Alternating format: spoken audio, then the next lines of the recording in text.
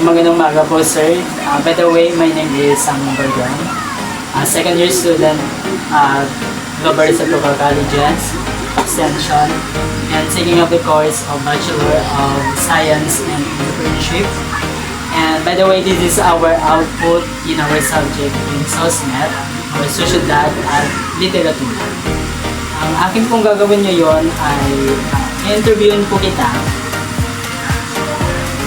patungkol po sa iyong testimony.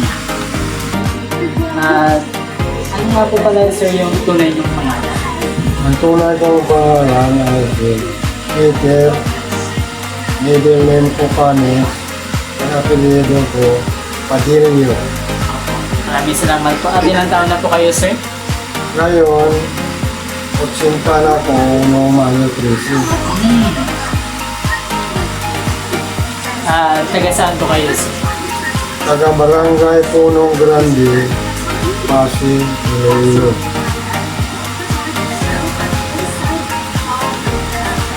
Maraming salamat po sir.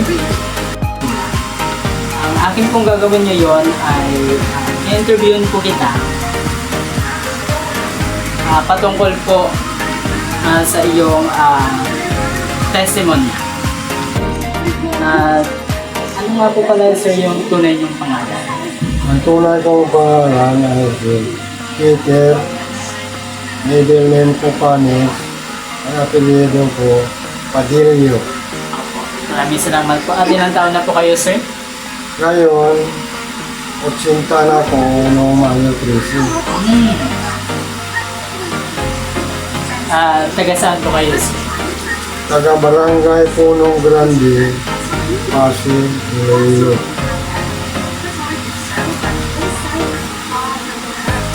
Maraming salamat po sir. Akin pong gagawin ngayon ay interviewin po kita patungkol po sa iyong testimony. Kasi nabalitaan ko po kayo na bago po kayo nakapag-aral or nakapag-aral sa elementarya or grade 1 ay 10 taong gulang po. So, totoo po ba yun sir? Totoo yan ay dahil 19 kami magkapatid. Yung tatay ko, taga Manangiti, yung kumukuha ng tuba, kaniyog. So, yung nanay ko, kung tanungin mo po kung anong trabaho niya, ay ano pa kung trabaho niya, di mag-alaga ng 19 na anak. So, noong panahon, hindi pa ginagamit yung pira. Barter system. So, kung ano yung nakuha yung iba, yung ginagawang suka nila, inuutang lang yun. Pagdating ng harvest season, nagalani, yun, nabayaran ng bigas at saka mga mais. Yun ang kinakain namin. So, kahit peso, wala kami ginawa ng natira. So, sabi ko, kung hindi ko magtiyaga, hindi ko mag-aral, ano mayari sa buhay ko? Nilagay na panahon. So, noong nakarating ako ng 10 taon, na punta ko sa siyudad mula sa amin, sa Barangay Punong Grande, Pasig City. So, nakarating ko ng supermarket. Doon, bumaba ko sa bus, yung pamasahe ay 40 centimeters na. Tapos, punta ko mga bahay-bahay. Ay nag-apply ako kung nangangailangan sila ng houseboy tulong sa bahay. So, hindi ako nakapunta ng mga maliliit ng bahay, eh tinanggap na ako. Tapos, yung binibigay niya, sabi niya, bigyan kita ng sahod ng 10 piso yung buwan. At ano ko, pangalan ko, Emperor Peter the Great, the Emperor of the Inland Empire. Kung naging hari ako, dahil sa meron akong tracing tinapos na kurso, mula na nag-aral ako na simula ako na naging katulog.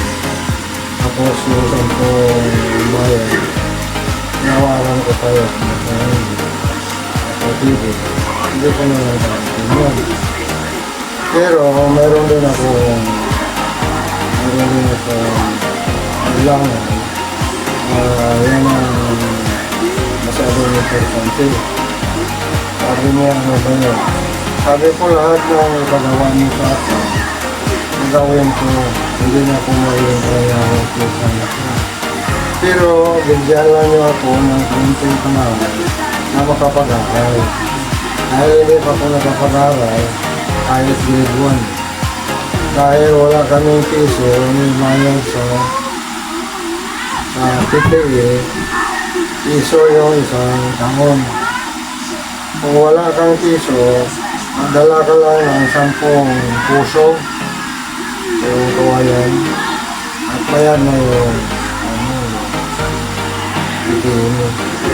Sabi niya, okay, yan ang gusto ko. Dahil yung gusto ko yung tao ang tiyaga para na rin pinapatasan sila ngayon. Bago kita magtulong, itong pinakausap mo naging amat, nurse yun siya. Tapos yung asawa niya, manager sa Charter Bank, si Ernesto, hindi ginagawas na. Interview sa akin yung asawa niya na si Aurora Dirinagrasya. University Mars na sa Boston. At yung asawa niya na si Ernesto Dirinagrasya, manager ng Chartered Bank. Sabi ko kahit sa Chartered Bank kung may mga gagawin yun, kung saan ko at gagawin ko kung may magawa sa akin. Hindi na ako kaya pa. Kasi gawin ko yan. So nakapagtapos po kayo ng pag-aaral dahil po sa inyong pagsusumikap. Sumikap ako. So, bali ang gawa niyan, working student ako. Dahil nagtatrabaho ako para lang makapag-aral. So, nung natapos ko na yung elementary ko, bago ako mag-high school, kinausap ko naman ulit yung ama ko na gano'n pa rin yung pagkakaroon natin. Pero yung lahat ng trabaho dito gawin mo sa atin, hindi na ako sulit kung gawin ko. Ako sabihin mo gawin ako nang bahala. Dahil yung extra time ko, gusto kong magtrabaho rin sa ibang trabaho na makapag-aral ako. Ang ibig sabihin, mag-working student ako. So na-working student po kayo? Mag-working student ako dahil sabi ng mama ko, sabi nila yung gusto ko pa. Ano sa tao?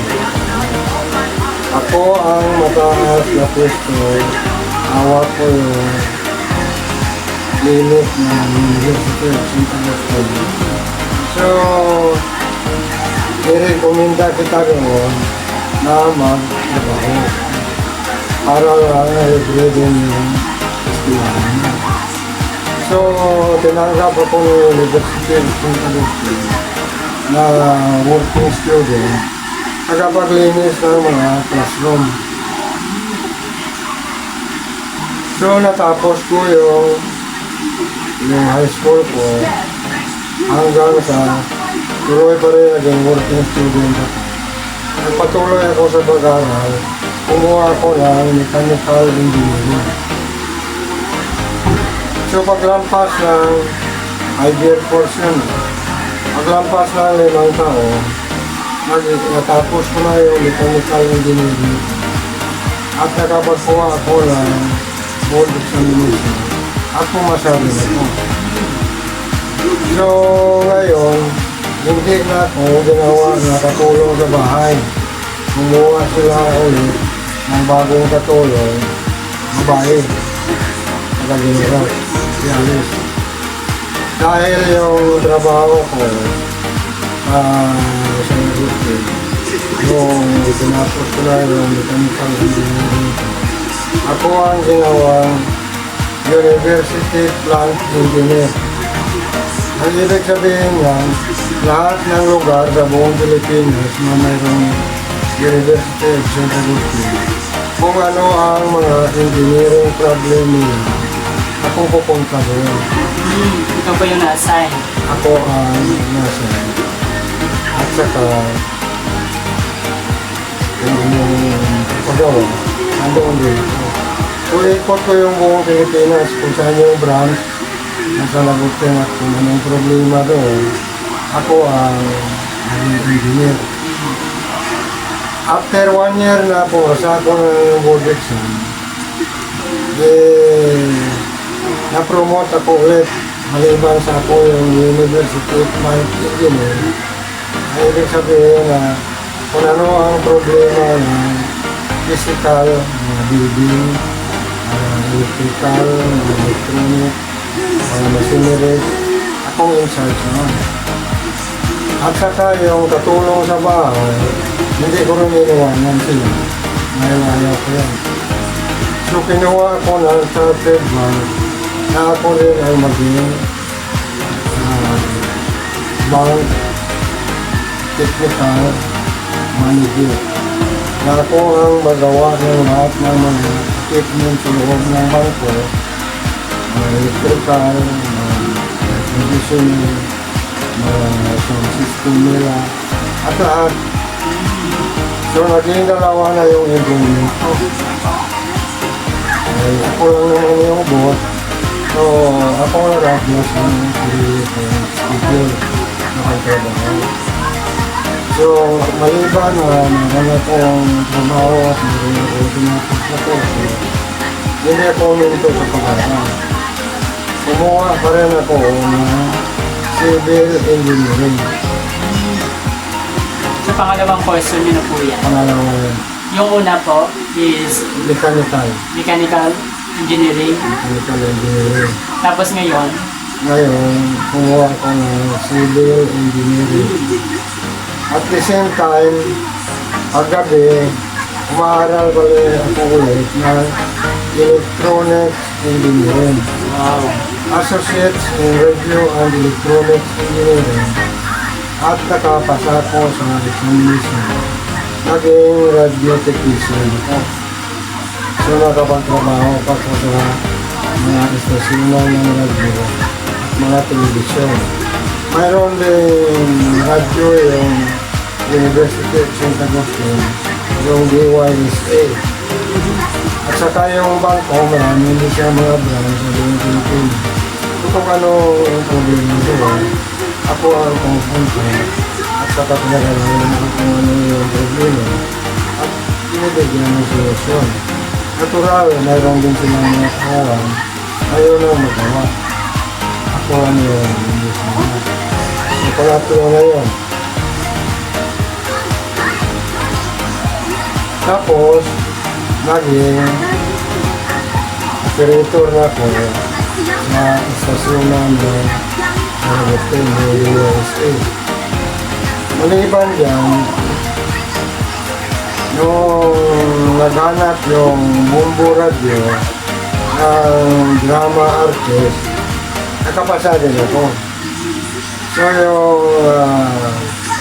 yung Tuyang Ermitanya na drama, kami nagsimula yan noong 1968 yung drama director namin, si Gio Dacodaw Jr. Academy. So, pero yung drama na trabaho, Sabado at Linggo lang yun. Rinirecord yung drama sa buong linggo, pero ginagawa lang namin yan Sabado at saka Linggo. At binabayaran kami dyan by script. Kung ano ka pa yung script, yun ang binabayaran. So, naging tatlo na yung engineer ko. Engineer ako ng Kalalatin, engineer ako ng bangko, at saka nagdadrama ako